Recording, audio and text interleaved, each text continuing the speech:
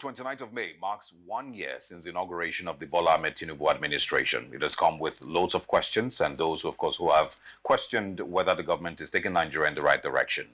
Today, we are speaking with Chief Bode George, elder statesman and PDP chieftain, to share his views on how the last 1 year has been run by the Bola Tinubu administration. Thank you very much for joining us, sir. Always my pleasure. I will start with asking, you weren't one of the biggest fans of Bola Tinubu administration in the build-up to the elections. You know, you were one of those voices that spoke, against it. You even said that you very likely would leave Nigeria. But of course, here we are in Lagos, still have you here with us. So let's start with that. You, of course, have stayed back. Can you tell us about that? I said it, and I'm not afraid to repeat it. But when I spoke with many stations, many TV and newspaper stations, then, as a committed Nigerian, they sent some of their leaders here to talk for us to have a union.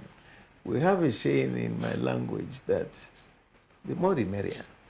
If you put your heads together, you get more information, and then we will run the system together. So I won't mention names, but first, the younger one, the first sent, is like my little brother in Lagos State. He came over and said, "Sir,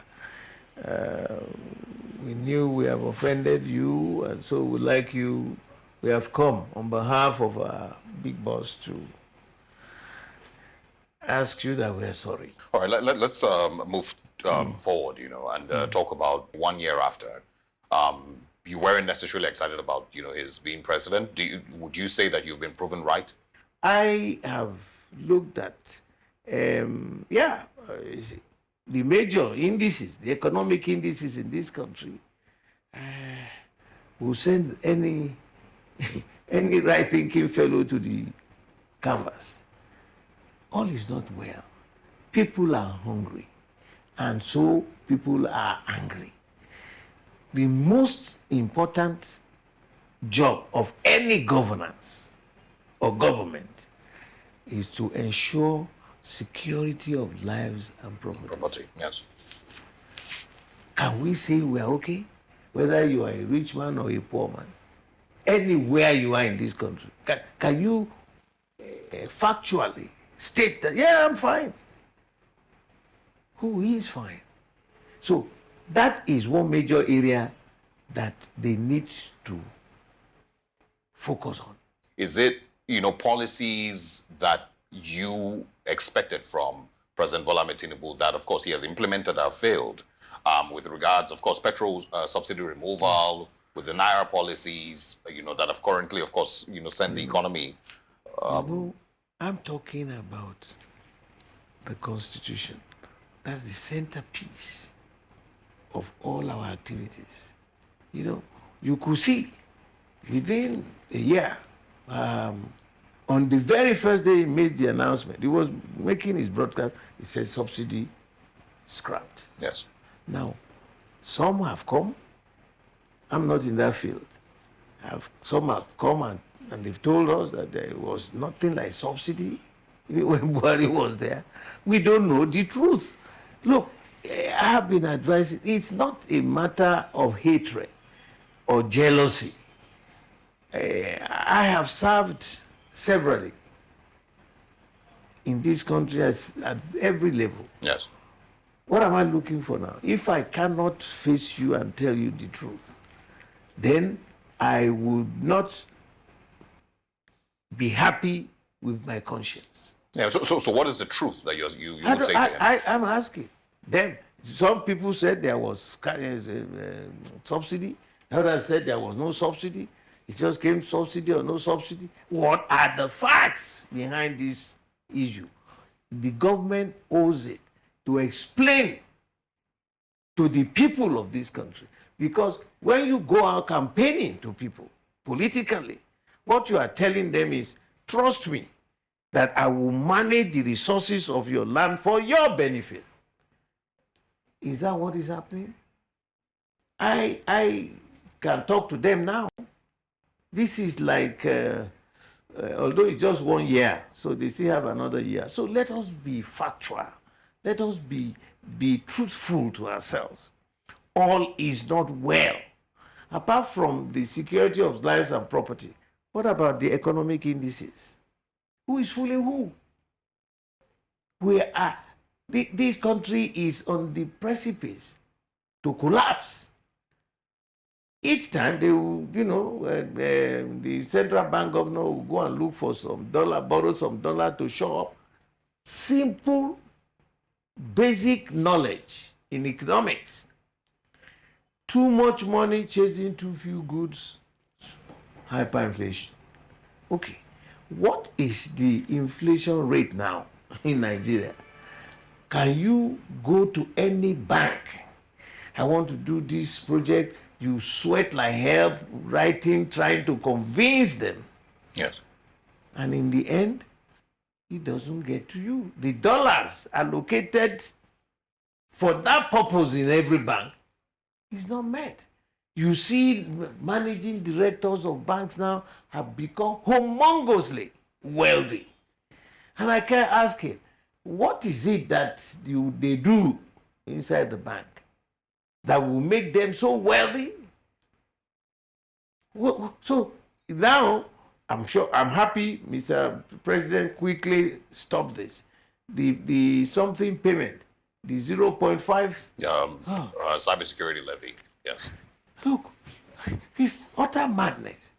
People are struggling. It is your money that is there. You transfer it, they say use your something, you transfer, and then you pay a tax for that. Where is that done? I plead and I want to salute Nigerians for their patience. What is your reality today? Of course, you're an elder statesman. Obviously we know a lot more fortunate than many other Nigerians, but what has changed with your own lifestyle? My own lifestyle, I had to, when you close to 80, you reduce your food intake. Yes. You reduce so many things, including alcohol and all that. You still do a little bit of exercise to keep your heart and all that flow and your blood flowing properly. And you do make sure you do your medicals. All my kids are now all grown, except the last one.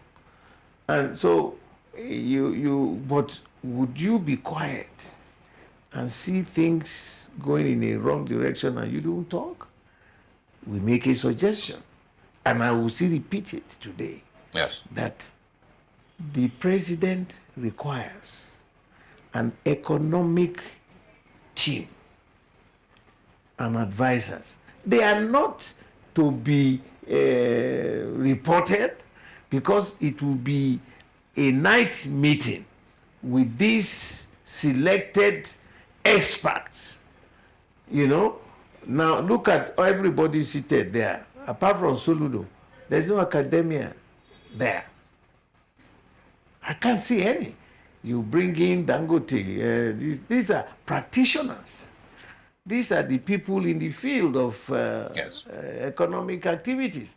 He needs to further expand and bring some professors, whether those who are still there teaching and those who are not teaching, but who are experts in economic. Almost the same way the Obasanjo administration, ran the what country. Did he do? Then. Everybody sees Baba and he thinks it's only him that knows. No, there were experts. Nobody knew them. They will come in the night. It's not a matter of just photo opportunity that they are not this. That's not okay. What have we done now? Each time the governor of central bank is here and there and is going out, he's to be seen and not heard. The economic and finance minister is the one who should, on behalf of the government, go around. When did you see the president of the American bank, the equivalent of our going around anywhere, or the one in England, is to be seen and not heard. Yes. Yeah, All right. but we are still pushing. Cardoso is running up and down. And I said, listen, they come. His job, the job of the central bank anywhere, is to manage the fiscal and monetary policy of the government. His boss is in the villa. Yeah. And the minister of... it's not for him to be... and what have they done? I saw all these bankers, these same bankers that created all this mess. They are sitting as economic advisors. Is that a joke? They are beneficiaries of it. And I'm still challenging them.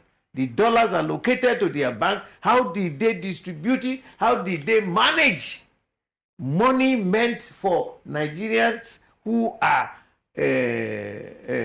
trying to import either raw materials or buy new machines for their factory or buy spare parts for their factories? That's what that dollar is meant for. Yes. But this issue of round tripping is still heavily going on. We cannot go on like this. All is not well. Now he has seen, if we don't tell him the truth, he will say, well, he was going like that. Did you talk? There's also been something very controversial in the last few weeks, which is the Lagos-Calabar Coastal Highway. It has, of course, come with its own loads of controversy. Some people said it's the fastest Nigerian government project they've ever seen. Also, of course, with the mention of high-tech, the Shaguri family name also. Is any part of that surprising for you? And would you also have advised against it? There is no perpetuity in governance. That's why the Constitution defines every 4 years, go back to the electorate. Yes. And they are to think within their mindsets, has this man added any value to my life or to my children or my family or to the entire Nigerians? Yes or no? Because if they come to you campaigning, they are asking you, trust me. Yes. And you look at it, what has he done before for a living? What has he, what kind of lifestyle does he have? The man who cannot manage his house is asking for my vote to go and manage the resources of the land for his benefit. I think our age in the democratic dispensation is still a little bit too, like a young person. But morning shows the day. That Calabar, yes, conceptually makes a lot of sense. But is that the most important project now that we need?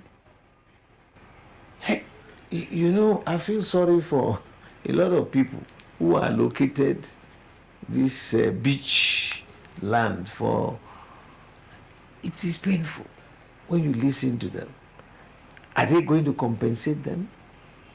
Or do you mean they don't headed out? I'm a Lagosian. Did these people just headed out there to occupy the land? I don't know. But to put human face to that policy, yes, they must call a meeting of those people to resolve. If they finally decide they were going to do this Calabar to Lagos road, but I have also worked in government as a military and as a civilian. Give your own quick rating, 1 to 10, the last 1 year. I want to wait till next year before I will score him. I've told him, go to any location. They have, they went through and said, oh, palliatives. And during Buhari's time, he appointed one lady as humanitarian minister. Affairs minister, yes.